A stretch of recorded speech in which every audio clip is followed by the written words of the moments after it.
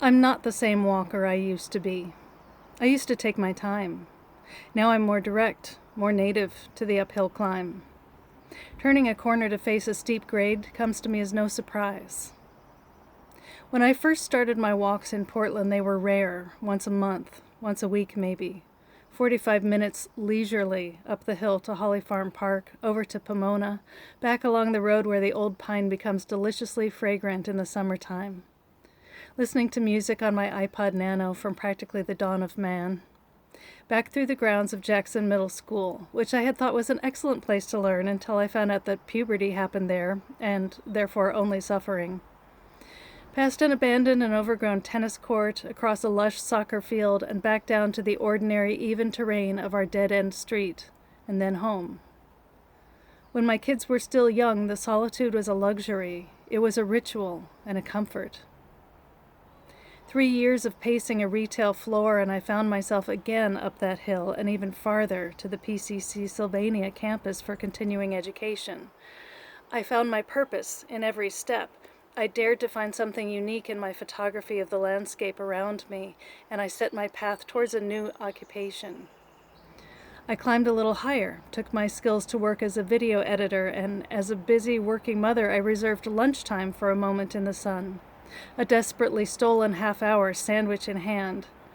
My then daily walks became the farthest stretch I could possibly muster before scurrying back to the scrutiny of a suspicious boss. 3 years again passed that way. I struggled at all costs to make it work, but it was a plateau where I could never rest.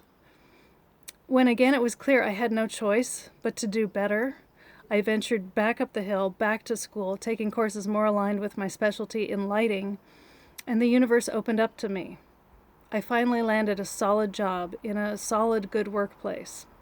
1 hour lunch, my co-workers as a team driving to the foot of nearby Mount Tabor to a greater span of stairs, twice, maybe 3 times up and down, up to and including the day they sent us home. Settling into work through the unknown pandemic future meant shoehorning myself into the corner of my bedroom, one of 2, in an apartment housing 2 young children suddenly grown to teens, and my partner Tim, all of us continuing to work and to attend school online. With nowhere else to possibly be, my midday stroll became no longer a luxury. It would save me and show me proof of life outside our walls. The looming threat of virus made me desperate to be healthy, to eat clean, to walk away pounds and inventory my body's needs. I ventured farther from my long-worn ritual path and discovered woods I'd never considered before, and I picked up speed. I panted and struggled to get up some hills, but I felt I was doing it for my survival. Over time, I realized I couldn't forge that path ahead of me without more letting go. Not just weight, not just jobs that never sustained me. There were more circumstances of my life closer to my heart that I had to realign. My son Milo shed his childhood skin for manhood and moved away from home, and I soon realized my younger son Adrian and I must follow. My purge continued. Tim and half of our things stayed behind. We kept only what we needed most. I shed belongings and memorabilia for which I had long ago lost any nostalgia. I found ways to minimize my bills and paid off others. I cut back on drinking and refined sugar, and still I walk. I'm in the best position ever to be diagnosed with cancer. It's true. It's just one more thing to sort through. More than a year later, my COVID walk has evolved with me. Now when I leave for lunch, my pace is more deliberate. I still pant uphill, but my body knows how to lean in and push with my toes. I feel my joints flare up, but know the pain is eased if I sway a little to each side and round the motion in my hips to mitigate the impact on ball and socket. I still flee from the things that cause anxiety, from everything that's hard about my new job and whether I'm successful at it. I find a productive stride to counteract my frustrated mind, always struggling, always on a learning curve, no matter how I keep it clear and gluten-free. I race away from the statistics of my aging body and how a common ailment like gum disease could take out teeth and pave the way for plaques in my brain to eat up my memories. I feel sure my youthful indiscretions will come back to bite me. I imagine melanoma, arthritis, and the as of yet unknown diseases that will someday stop me in my tracks. And I've had this lingering itchy spot in the center of my back for years, it seems. The cause is unknown to me. I tie my stomach up in knots, but even with my cancer diagnosed and an unavoidable everyday soreness in my knees and hips, I've never felt so alive or so charged with purpose. For every day I can, for every step that's as easy as these, I feel I must push on and let my body take in how effortless right now can be. In some places, I'm running now, up and down the steps leading to the creek.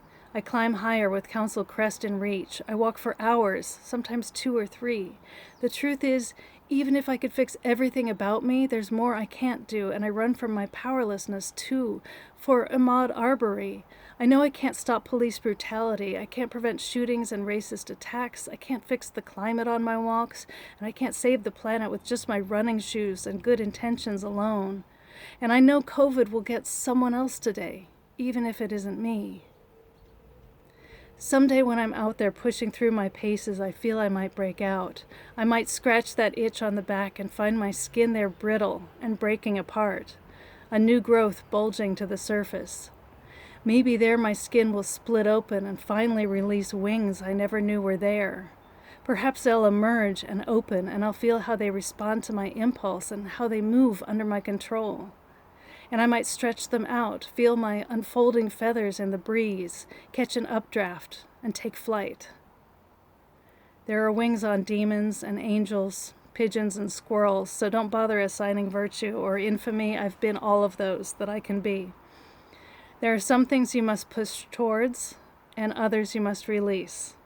I pushed towards this life that I have now. I panted uphill.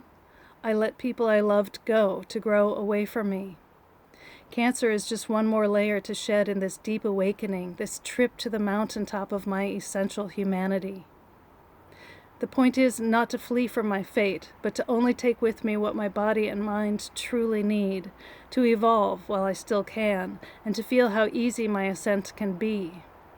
It comes down to simply this: a few comforts, a bit of love, an intention in line with my beliefs, and a heart awakened to the future. To a future I have yet to imagine. It is another gorgeous day on this green earth. Let us see how far this day will take me.